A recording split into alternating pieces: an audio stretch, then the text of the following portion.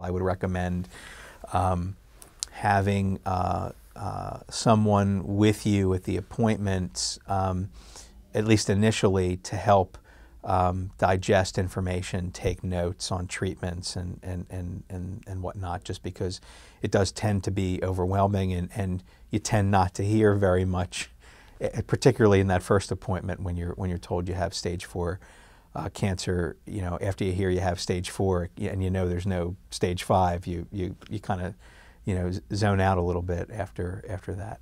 So I'd recommend bringing somebody to at least to those initial appointments. So psychologically, once you get past the initial diagnosis, and there are always issues out there about what about my family, what about my kids, but probably the most difficult time is between the diagnosis and choosing a path towards an initial treatment. Because once you start your initial treatment, you know, whether or not it's going to work, you feel good that you're moving in a right direction, and you're moving in a direction instead of just, you know, having the cancer continue to grow in your body. You're being proactive. You're, you know, to the extent you can control anything, you're taking some control. So that time in between diagnosis and initial treatment is challenging. And then, you know, I would say that the day-to-day of living with you know, stage 4 melanoma is also difficult psychologically. I can sit here and say I'm thankful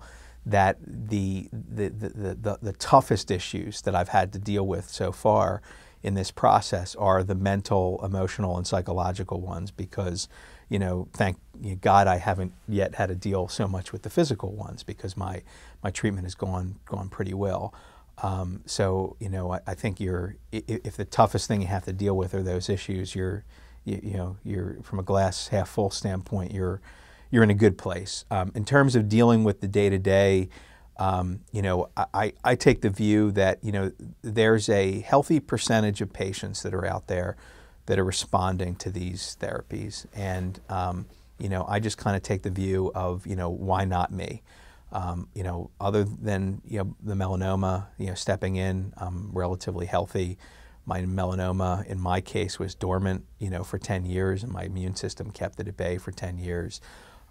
So, you know, I take the view that, you know, if there's success that's out there to be had, you know, why not me? I think you have to approach it with that attitude, and sort of an attitude of, you know, I'm going to move forward with this. It doesn't mean that you know, I'm not, you know, a positive psychology guy, or a guy that, you know, has sort of a you know, an optimistic view about everything in life. But I think the only way to meet a challenge like this is you have to move forward with it, and you have to you know, view it in terms of the success being possible.